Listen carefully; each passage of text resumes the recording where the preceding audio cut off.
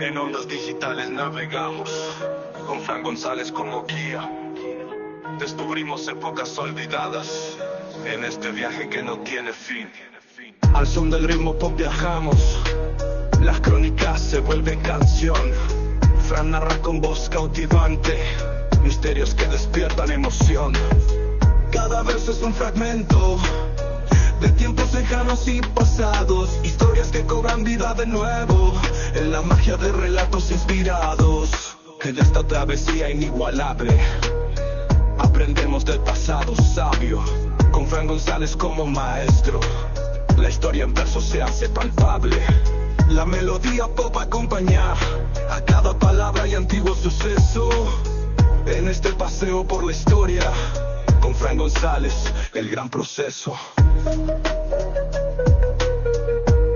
Estas letras están diseñadas para capturar la esencia del programa. De paseo por la historia, narrado por Fran González, con un estilo pop y un tono interesante, ofreciendo un viaje emocionante a través del tiempo.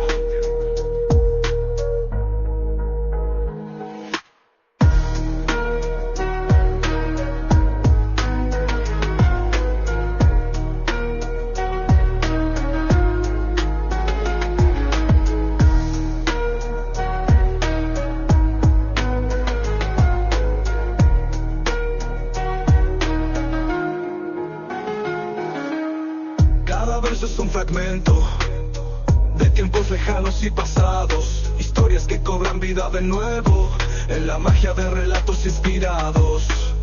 Cada verso es un fragmento de tiempos lejanos y pasados, historias que cobran vida de nuevo, en la magia de relatos inspirados.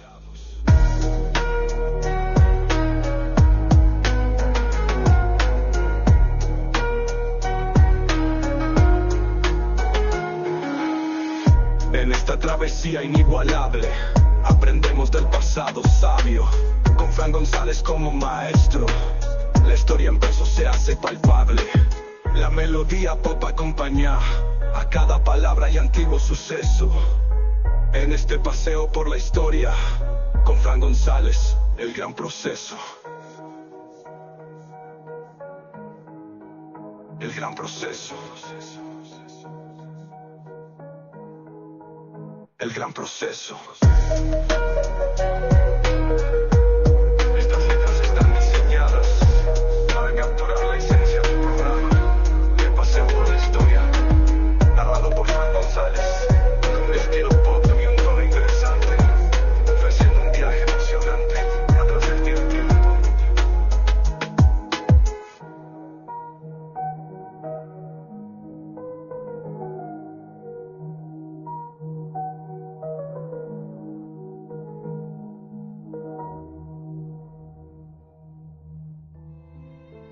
Acompáñanos en un viaje a través del tiempo, para encontrarnos con esos personajes, muy conocidos, poco conocidos o olvidados, que de alguna manera contribuyeron a nuestra historia, a la historia de todos.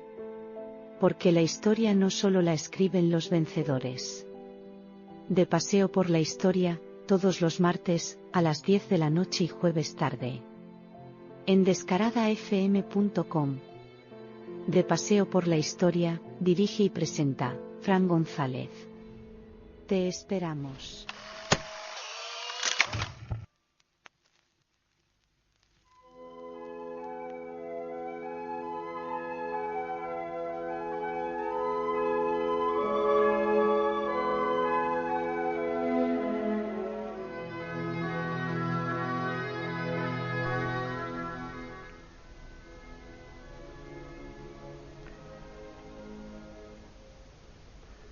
Buenas noches y bienvenidos un martes más a De Paseo por la Historia, donde convertiremos este mes de agosto en un mes totalmente diferente y como muestra, el rap que nos ha servido como prólogo, un rap creado especialmente para el programa por Descarada FM.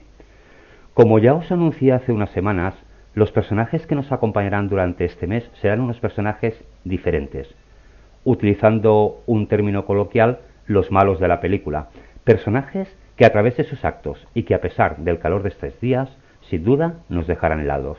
Veréis, la ciencia lleva tiempo estudiando lo que se denomina el factor oscuro de la personalidad, o el factor X, el lugar de nuestra mente donde nacen todos nuestros pensamientos negativos, entre ellos la maldad. Y si algo une a nuestro próximo personaje es precisamente eso, la maldad. Una maldad que por mucho que la ciencia se empeñe en investigar, puedo afirmar de que nunca encontrarán la vacuna para erradicarla, porque la maldad forma parte de esa dualidad del ser humano y que a mi entender es indivisible. Antes de comenzar, como siempre, os recuerdo que tenéis disponible el WhatsApp de Descarada FM para comentar, hacer sugerencias de cualquiera de nuestros programas en el número 641 07 1606. Y ahora sí, que sin más, comenzamos.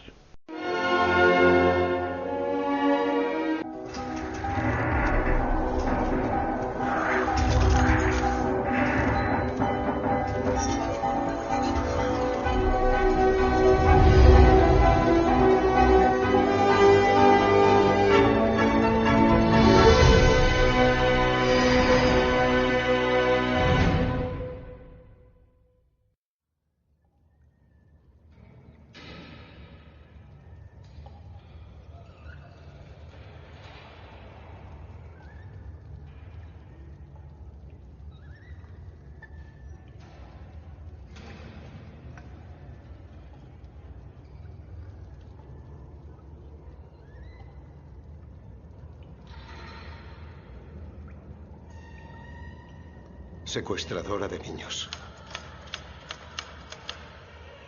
Bruja. Hechicera. Puta de Satán. Mala mujer. Demonio. Ogra chupasangre. Asesina. Una hiena. Una bestia humana.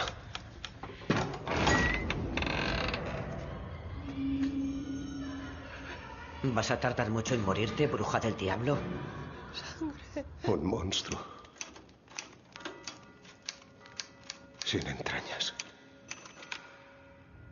La vampira de Barcelona.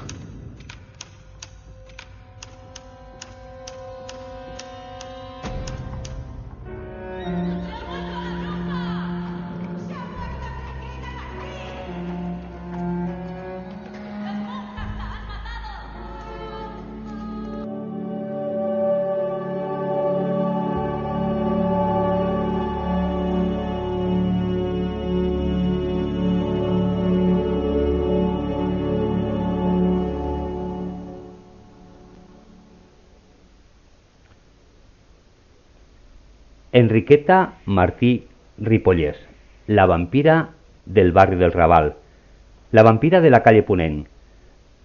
Ella ha sido definida con todos esos calificativos que hemos escuchado en el fragmento de la película La vampira de Barcelona, nombre con el que nuestro personaje ha pasado a la historia.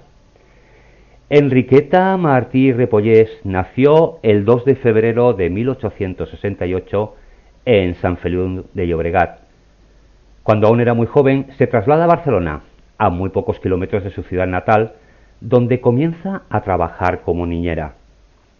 Aunque pronto comenzaría a ejercer la prostitución, tanto en burdeles como en lugares dedicados a esta actividad, como en aquella época podían ser el puerto de Barcelona o el llamado Portal de Santa Madrona.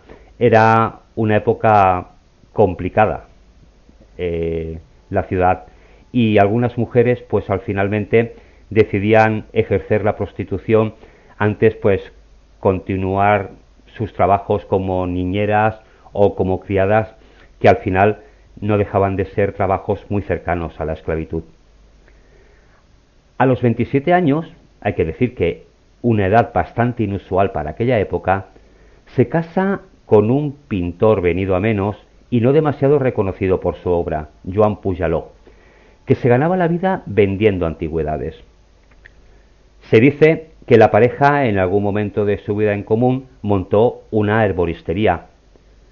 Juan era militante del Partido Republicano Radical, fundado por el que fuera presidente del Consejo de Ministros en la Segunda República, Alejandro Lerroux.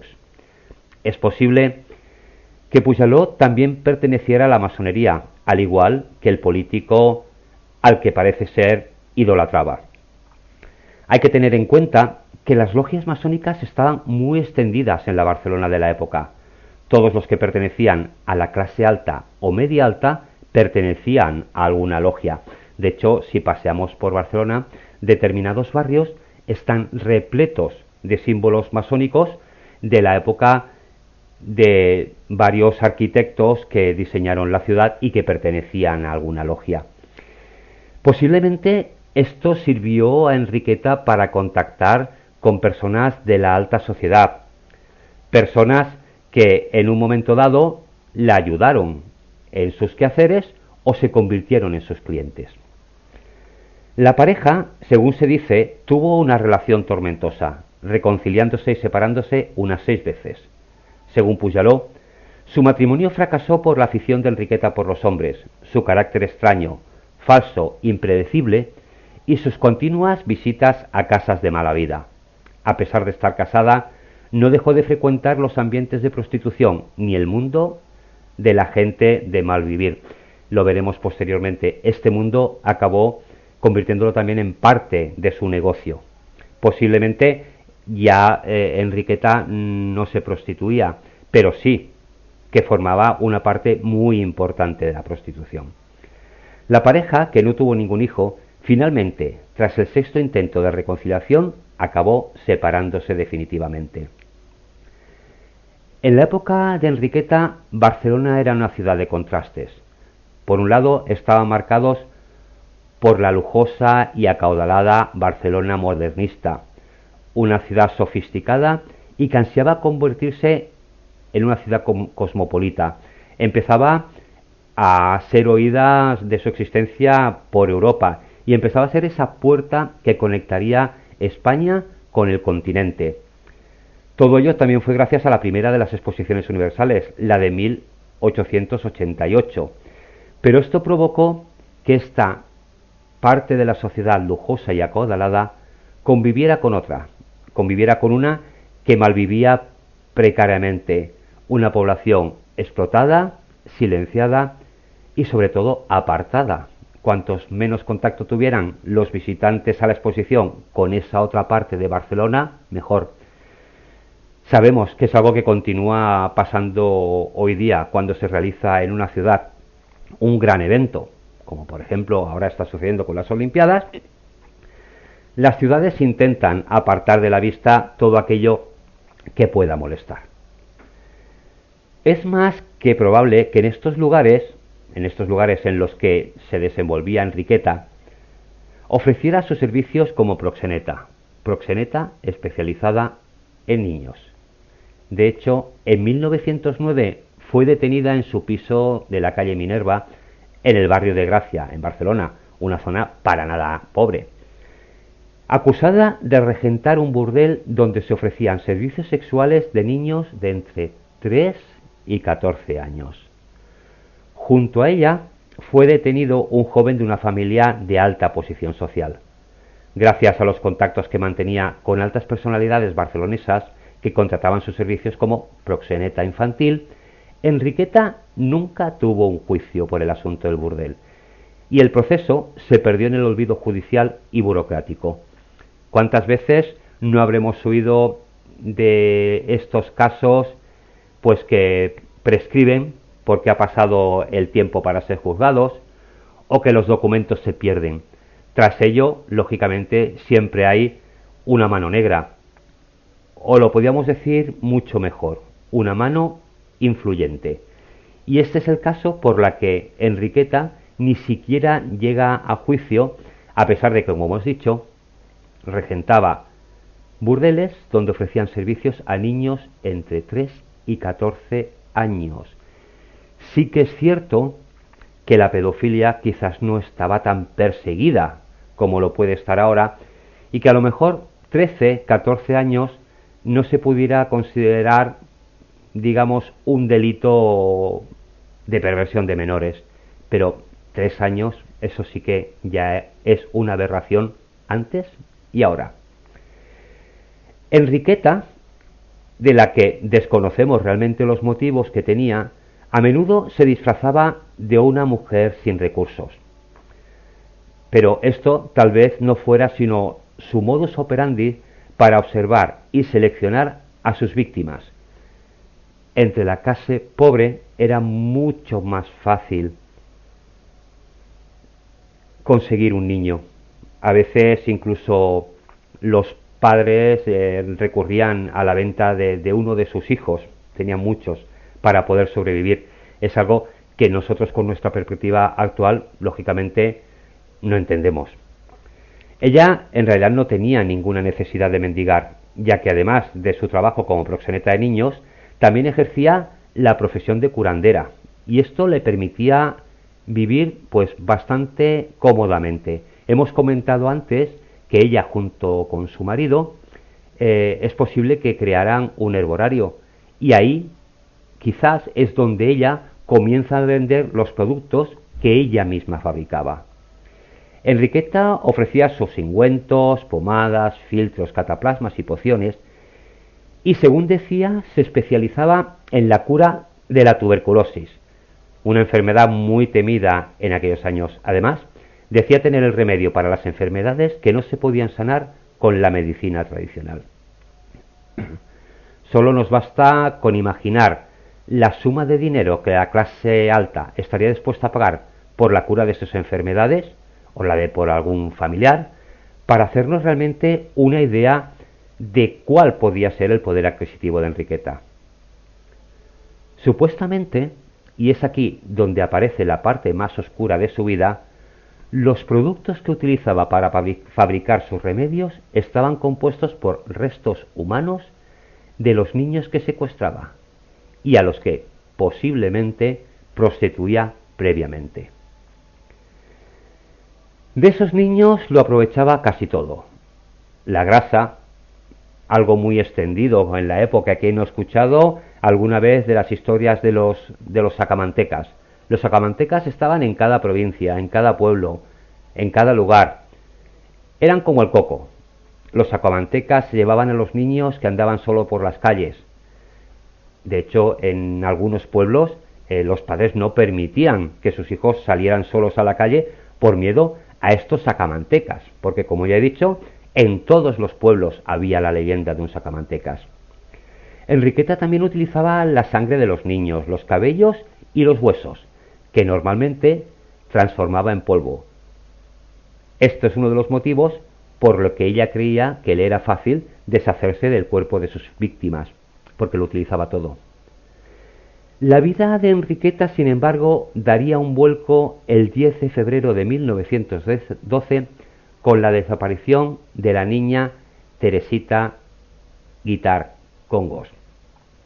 A diferencia de las otras desapariciones, niños marginales, niños cuyos padres no tenían medios para hacer ver esta desaparición de sus hijos a través de la prensa y a la que la policía previsiblemente le hacía muy poco caso, aquí ya se encuentra con una niña de una familia acaudalada, de una familia que da propaganda a la desaparición de su hija, y una desaparición que da lugar a que comience a correr el revuelo de la desaparición de muchos otros niños. La búsqueda de Teresita duró 2 semanas y, como ya avanzaba, provocó una gran indignación popular, ya que desde hacía bastante tiempo corría el temor y el rumor de que se estaban efectuando muchos secuestros infantiles en la ciudad y que había en algunos barrios donde estos se incrementaban muchísimo. Aquí sí que ya, cuando ya el caso de Teresita sale a la luz, lógicamente algunas de estas familias que previamente no habían denunciado comienzan a denunciar que sus hijos también han desaparecido. Y se organiza tal revuelo que la gente comienza a culpar a las autoridades de que son demasiado pasivas con este tema. Aquí ya el pueblo ya clama justicia y ya clama venganza, da igual que el niño sea pobre o sea rico. El desencadenante fue gracias a una vecina de esas que están al corriente de todo lo que pasa en el entorno. Todos conocemos a alguna vecina de estas, ¿no? Ahora se le llaman la la vieja del visillo. En este caso, esta vecina fue Claudia Elías. Ella sería la que diera la voz de alarma y alertaría a la policía sobre la persona de Enriqueta Martí. 7 días después de la desaparición de Teresita, el 17 de febrero, Claudia vio a una niña con el cabello rapado mirando desde un ventanal del patio interior de su escalera. El piso era el entresuelo del número 29 de la calle Punem. La señora Elías no recordaba haber visto antes a esa niña y vio a la pequeña como jugaba con otra criatura. Claudia le preguntó a Enriqueta si esa niña era suya y ella, al parecer, le cerró la ventana sin decir una palabra. Claudia Elías, extrañada, comentó el hecho al colchonero de la calle, con quien tenía amistad, y le hizo saber que creía que esa pequeña era Teresita Guitar Congos, y que le había hecho sospechar la extraña vida que llevaba su vecina. El colchonero, asimismo, se lo comentó a un agente municipal con el que tenía cierta amistad, José Asens, y este, dado la gravedad que podía resultar el caso, se lo comunicó a su jefe, el brigada Ribot. El 27 de febrero, con la excusa de una denuncia por tenencia de gallinas en el piso, el brigada Ribot y 2 agentes más fueron a buscar a Enriqueta, que se encontraba en el patio de una calle vecina. Le hicieron saber de la denuncia y la llevaron hasta su piso. Ella se mostró en un principio sorprendida, pero no opuso resistencia, probablemente para no levantar ningún tipo de sospechas. Cuando las policías entró en el domicilio, lo que se encontró fue con 2 niñas. Una de ellas, Teresita Guitar Congos, la niña a la que llevaban días buscando. Y la otra niña, Angelita. Angelita se identificó a sí misma como la hija de Enriqueta, algo que más tarde sería puesto en duda. En su declaración, Teresita explicó cómo en un momento en el que se alejó de su madre, Enriqueta se la llevó de la mano prometiéndole caramelos, pero al comprobar que se la llevaba demasiado lejos, Teresita quiso escapar.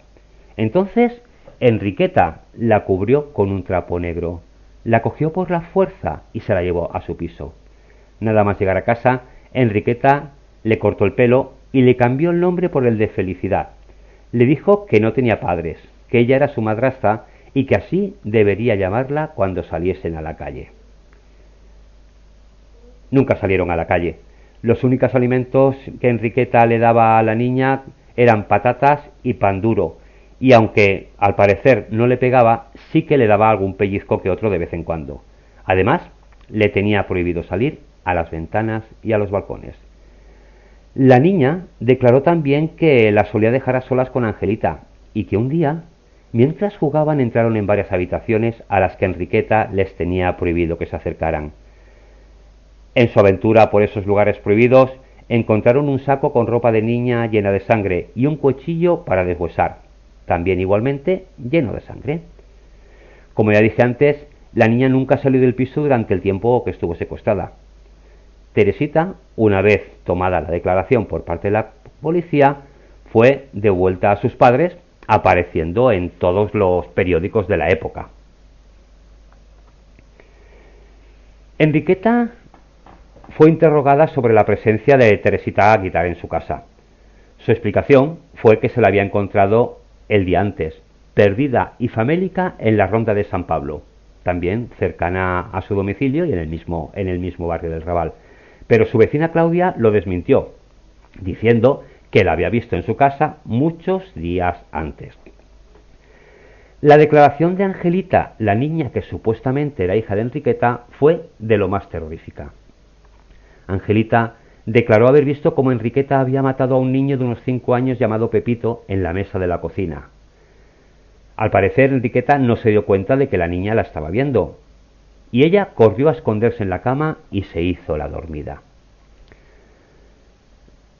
La identidad real de Angelita no tardó demasiado en ponerse en entredicho.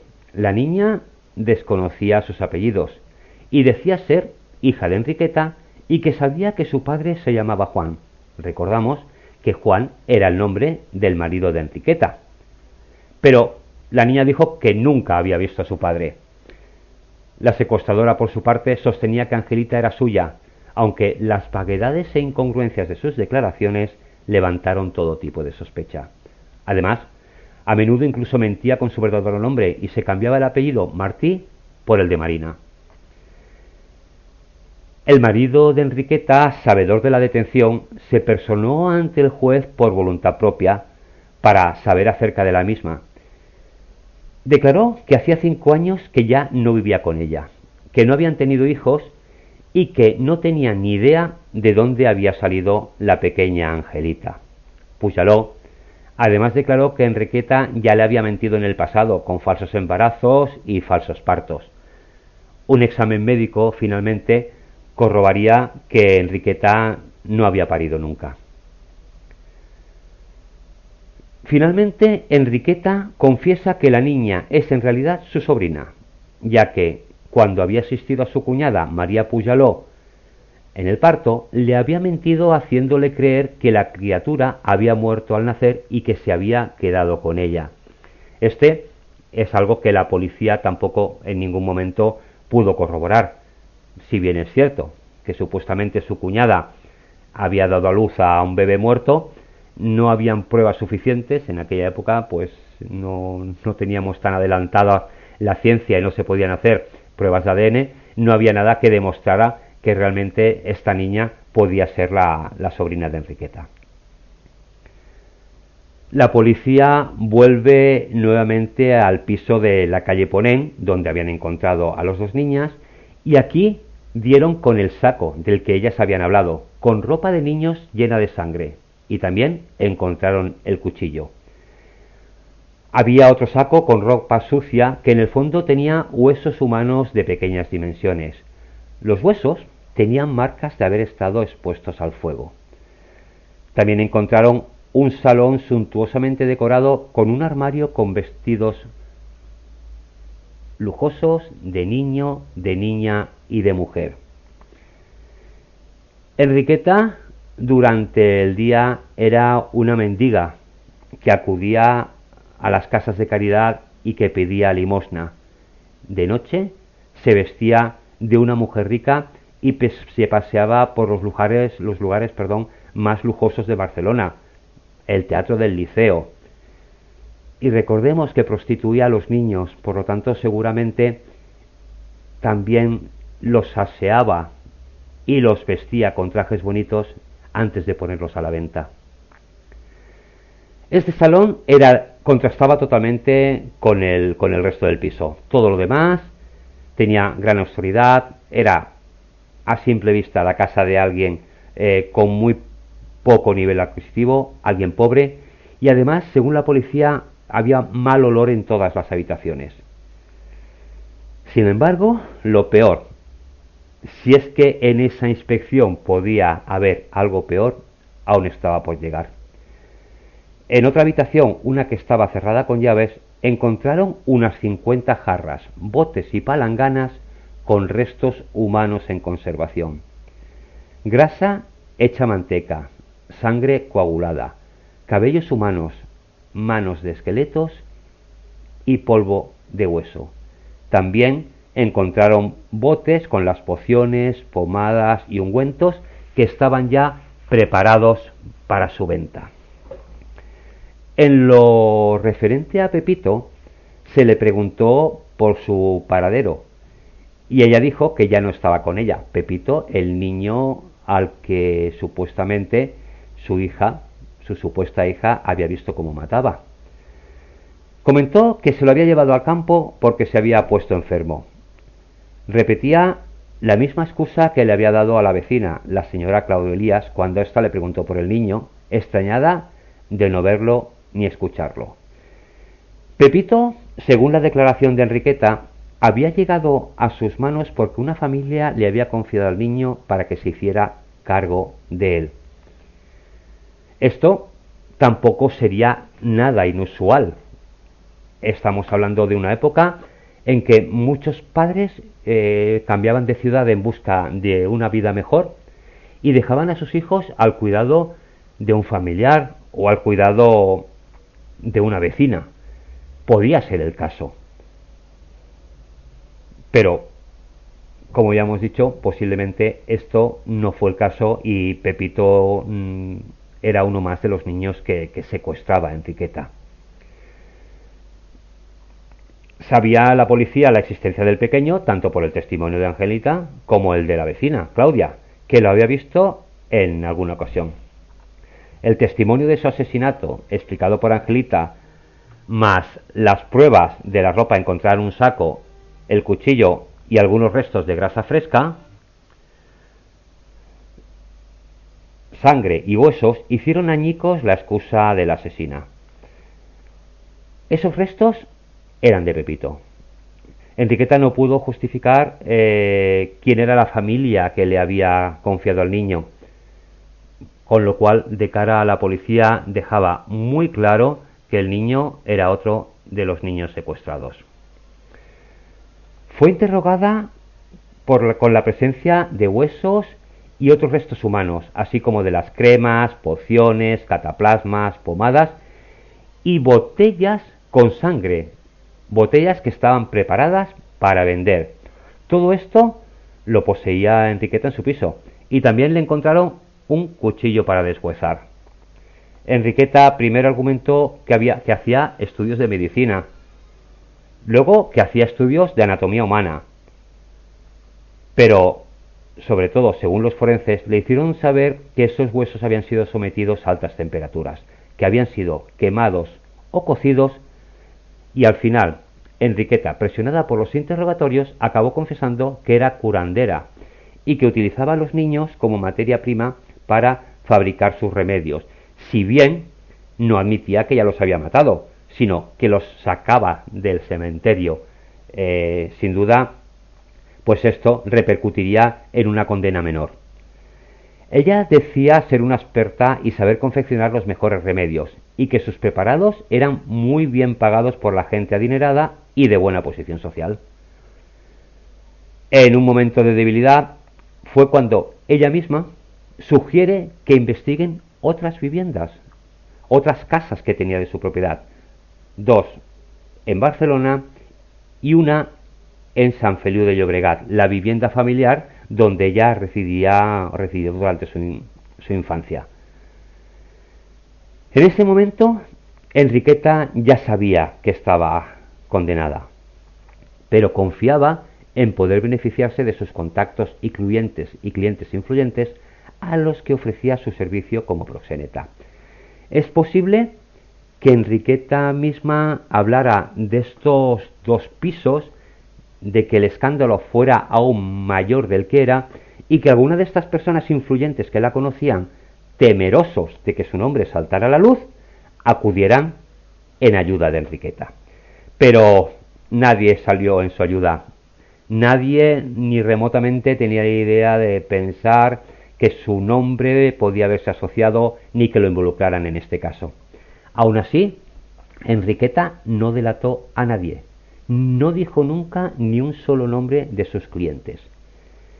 Se registraron los 2 pisos y la casa, y en todos ellos se encontraron restos humanos, restos que estaban en falsas paredes o en falsos techos.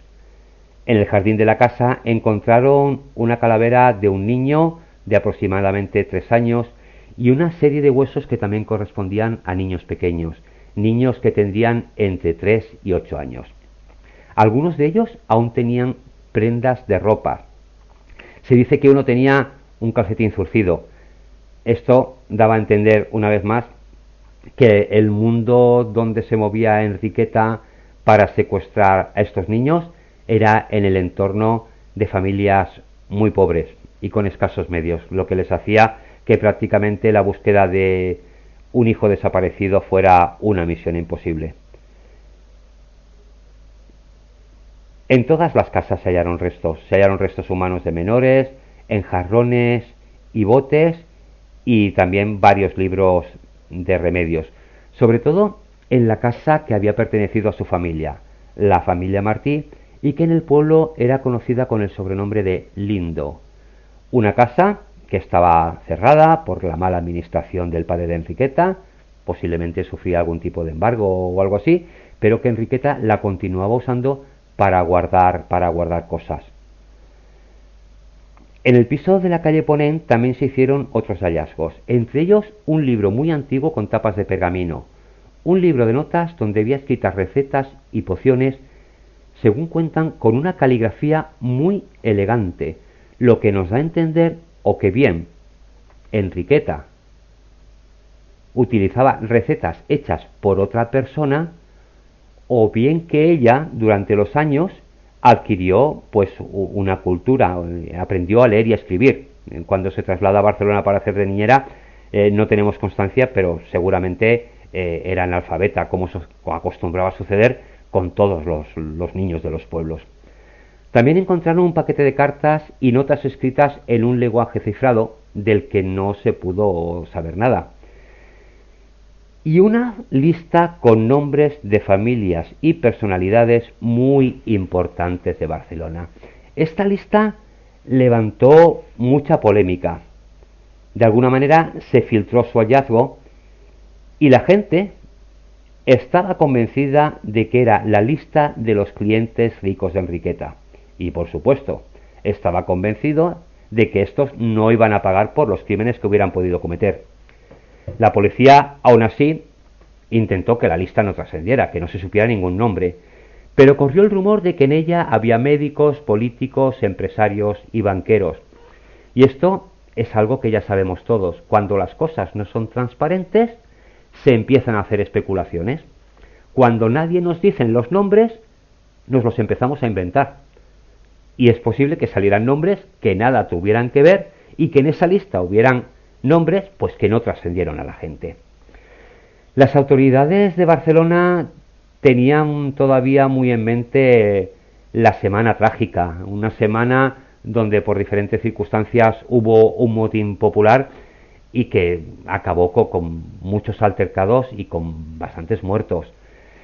Y temieron de que hubiera un nuevo motín. Intentaron calmar los ánimos de la gente y hicieron que el periódico ABC publicase un artículo donde se explicaba que en la famosa lista solo había nombres de personas a quien Enriqueta mendigaba y que estas familias y personalidades habían sido estafadas por las mentiras y ruegos de la asesina. Se intentó camuflar una lista de clientes con una lista de personas altruistas que de una manera u otra ayudaban a una mendiga, ayudaban a Enriqueta. Enriqueta fue encarcelada en espera de juicio en la prisión Reina Amalia de Barcelona, una prisión que actualmente ya no existe y que fue demolida en 1936. Intentó suicidarse en varias ocasiones cortándose las venas con un cuchillo de madera, y esto hizo estallar la indignación popular. La gente lo que quería era que Enriqueta llegara a un juicio y la querían ver ajusticiada en el garrote vil, y si era pública su ejecución, mejor que mejor. Y además querían que dijera las identidades de sus clientes. La gente seguía obsesionada con esa famosa lista. Las autoridades de prisión hicieron saber mediante la prensa que se habían tomado medidas para que Enriqueta no se quedara nunca sola, haciendo que 3 de las reclusas con más carisma de la prisión compartieran celda con ello. Esto es algo que todavía existe hoy día. Cuando corre el riesgo de que un preso se pueda suicidar en su celda, se les asigna pues otro preso, un preso de compañía, supuestamente pues alguien que dentro de todo tenga medianamente buena la reputación, por buen comportamiento o porque quizás ya lleva demasiados años encarcelado, y son los que asignan para vigilar que estos posibles suicidas no acaben cometiendo sus intenciones, ¿no? Tenían también instrucciones de destaparle las sábanas en caso de que se tapara, para evitar que, según decían, se abriera las venas con los dientes. Hay un caso de una mujer aragonesa de Alcañiz que la reconoció como la secuestradora de su hijo de meses, unos 6 años antes. Por aquel entonces, Enriqueta cuenta que con una extraordinaria amabilidad para con la mujer, exhausta y famélica por un viaje muy largo desde su tierra, consiguió que le dejara a su hijo. Con una excusa ingeniosa se alejó de la madre para después desaparecer. La madre nunca recuperó a su hijo, ni tampoco se llegó a saber nunca qué pasó con este niño. Sin embargo, Enriqueta nunca llegó a juicio por sus crímenes. Un año y 3 meses después de su detención, en la madrugada del 12 de mayo de 1913 falleció, estando el proceso en su contra aún en la fase de instrucción, por decirlo de alguna manera, en la primera fase. Oficialmente falleció de una larga enfermedad, seguramente cáncer de útero, aunque según la versión más popular, sus compañeras de prisión la mataron linchándola en uno de los patios del penal. Su fallecimiento prematuro no dio oportunidad de que en el juicio se supiese toda la verdad, y todos los secretos que ya podía esconder se los llevó a la tumba. Fue enterrada con toda discreción en la fosa común del cementerio de Montjuïc de Barcelona. La discreción, con el paso de los años, pues ya no es tan discreta. Actualmente está reconocida dónde está enterrada Enriqueta Martí, y como sucede en muchos otros casos, la tumba es una de las más visitadas del cementerio. A pesar de todo esto, de toda esta historia, de toda la investigación policial, de todo lo que salió en prensa, en la última década algunos escritores y periodistas han tratado de realizar una defensa de Enriqueta, poniendo en duda con menor o mayor énfasis la veracidad sobre sus crímenes. Hay quien argumenta que Enriqueta Martí fue una mujer marcada por la muerte de su hijo de tan solo 10 meses por malnutrición. Una perturbada que secuestró a Teresita para que hiciera compañía a un niño que cuidaba junto con su abuelo. El hecho de la muerte de este niño de tan solo 10 meses entraría en contradicción con el informe médico que decía que Enriqueta nunca había tenido hijos. Jordi Corominas, en su libro La vampira de Barcelona, indica que parte de todo se trata de una leyenda negra infundada por tapar casos de escándalos sexuales a menores realizados por las clases altas de la sociedad y el rapto de niños con fines medicinales que aquejaban a las clases altas de la época. Según sus palabras, Enriqueta no era una asesina, sino más bien paradigma de una Barcelona pobre y desesperada que era la que no acostumbraba a salir en los medios. Muchos de quienes volvieron a explicar el caso se limitaron a leer las reseñas de esos primeros días, pero dejaron de investigar los últimos rastros del relato. En su libro también explica que los restos de sangre hallados en su casa eran de Enriqueta, que sufría un cáncer de útero que le provocaba hemorragias vaginales. Por su parte, los restos óseos encontrados en su piso tampoco se demostraron que fueran de niños recientemente asesinados. Según Corominas, fueron probablemente extraídos de algún cementerio y utilizados como amuletos mágicos, y otros serían de animales usados para cocinar, gallinas y huesos de cerdo. Además, considera que no se demostró la existencia de los ungüentos que Enriqueta realizaba con remedios medicinales. Seguramente, tras este libro, no me cabe la menor duda que hay toda una investigación y toda una recopilación de cosas. Pero claro, esto entraría muy en contradicción con toda la supuesta investigación policial y con todo lo que se supo. Además, es cierto, había muchos escándalos sexuales por parte de las clases altas de la sociedad. Y habían rapto de niños, secuestros con fines medicinales. Pero estoy convencido de que las clases altas no se manchaban las manos. Ellos pagaban a los demás para que hicieran la parte del trabajo sucio. Y a lo mejor Enriqueta no actuaba por propia voluntad, sino que actuaba porque alguien le hacía los encargos. Pero aún así continuaría siendo una asesina de niños. Hay otra escritora, Elsa Plaza, que también ha investigado la vida y personalidad de Enriqueta, más allá de la leyenda popular, como asesina de niños. Según Plaza, Enriqueta moriría en la prisión Reina Amalia, pero no apaleada por sus compañeras de celda, sino de cáncer de útero. Esto es algo que se pone en duda. Inclusive, antes de la escritora ya habían algunos que habían mencionado que posiblemente Enriqueta muriera de un cáncer y no de esta paliza, y que la parte de la paliza forme parte de la leyenda urbana. La escritora también añade: lo único cierto es que Enriqueta secuestró a Teresita por motivos que nunca conoceremos. Su abogado defendió que sufría un trastorno por no poder ser madre. Angelita era su sobrina y ella la cuidaba. Respecto a los huesos, se demostró que eran de una persona de unos 25 años. Ella era curandera y en aquella época se pensaba que tener determinados tipos de huesos en casas traía suerte. Bueno, Teresita fue secuestrada y, como dice la escritora, es cierto, los motivos nunca los conoceremos. El hecho de que tuviera algún tipo de trastorno mental, fuera cual fuera la causa, pues lógicamente nadie en su sano juicio podría cometer las atrocidades que cometió Enriqueta.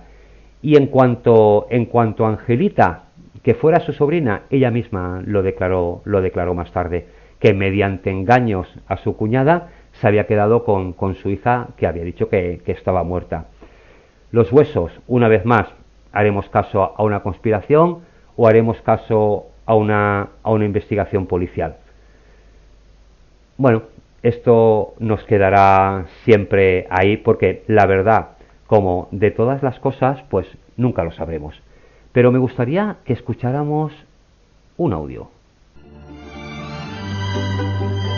Un guardia municipal ha encontrado, esta mañana, a la niña desaparecida. Estaba secuestrada por una mujer de unos 40 años, llamada Enriqueta Martí, en una casa de la calle de Poniente. Cuando el público ha conocido la noticia, se ha agolpado frente al domicilio de la Enriqueta, y para evitar un asalto, han tenido que acudir las fuerzas del orden público.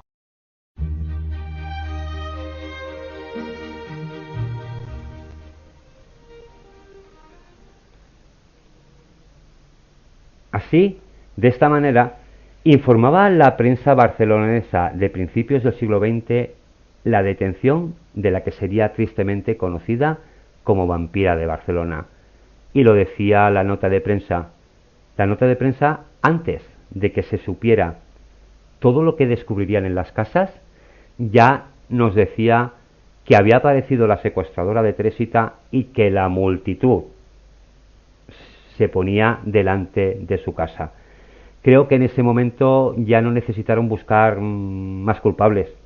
Simplemente, en ese momento, Enriqueta era ya, para el pueblo, la culpable de todos los secuestros de niños que habían ocurrido en Barcelona en los últimos días. De Enriqueta también se cuenta que tras el primer registro en su domicilio lanzó una advertencia al comisario que la detuvo. Le dijo: como sé que me subirán al patíbulo, quiero que conmigo suban los demás culpables. Aquí ella ya dice que no en ningún momento dice que es inocente, simplemente dice que quiero que suban los demás culpables, aunque, como hemos mencionado antes, ella en ningún momento dijo ningún nombre. Como curiosidad, decir que la semana en la que Teresita fue raptada se había descubierto un prostíbulo infantil ubicado en el barrio barcelonés del Raval.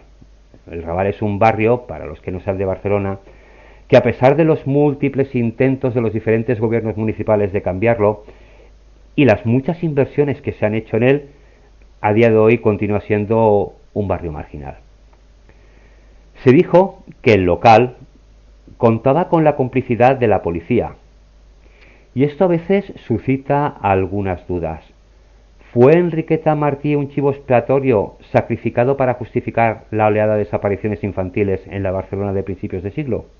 No lo sabemos, pero algo está claro, y es que la opinión pública de la época necesitaba un culpable por todo lo que estaba sucediendo.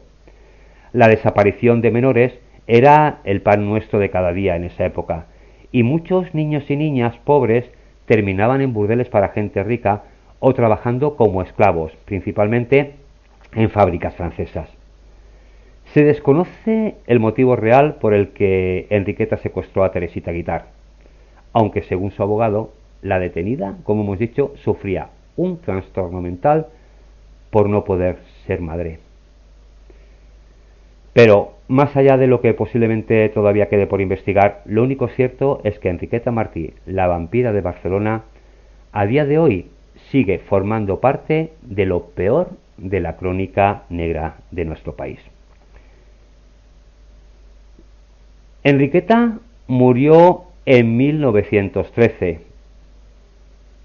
Y para dar un giro a nuestro final del programa, diremos que en ese mismo año nacería en México Alberto Domínguez, uno de los compositores de boleros más famosos de todos los tiempos y con el que, acompañados de una de sus obras más conocidas, nos vamos a despedir. Antes de irnos, como siempre, gracias por acompañarme en el día de hoy, en este agosto, un agosto, como habéis visto, con personajes algo diferentes a los que estamos acostumbrados. En septiembre volveremos y nos encontramos nuevamente el próximo martes en un nuevo paseo. Y ahora sí, que os dejo con Linda Ronstadt.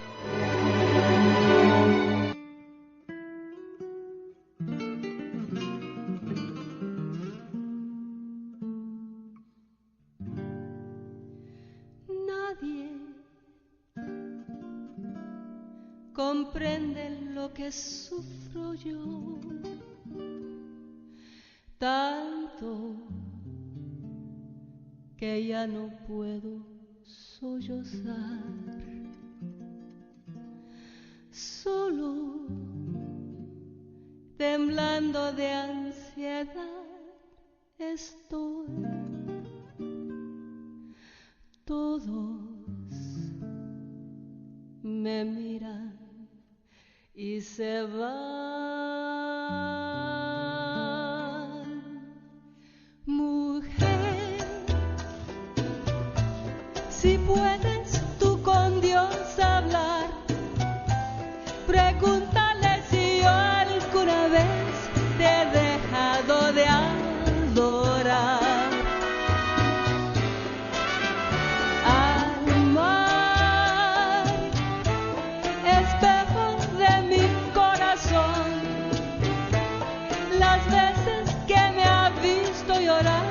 La perfidia de tu amor,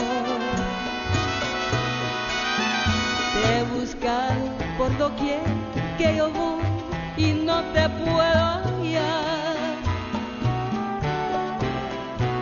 ¿Para qué quiero tus besos si tus labios no me quieren ni a besar?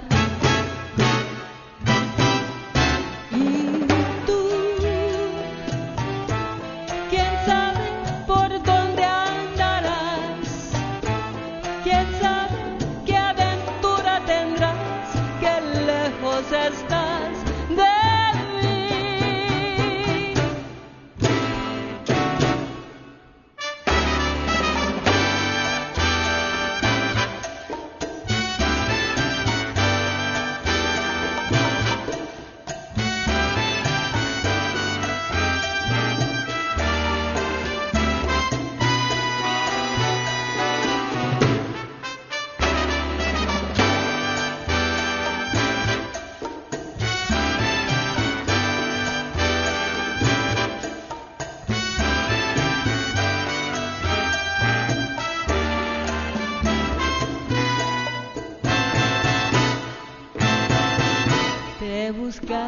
Por lo que yo voy y no te puedo hallar. ¿Para qué quiero tus besos si tus labios no me quieren ni a besar? Y tú, quién sabe por dónde andarás, quién sabe qué aventura tendrás. Qué lejos estás de mí, de mí.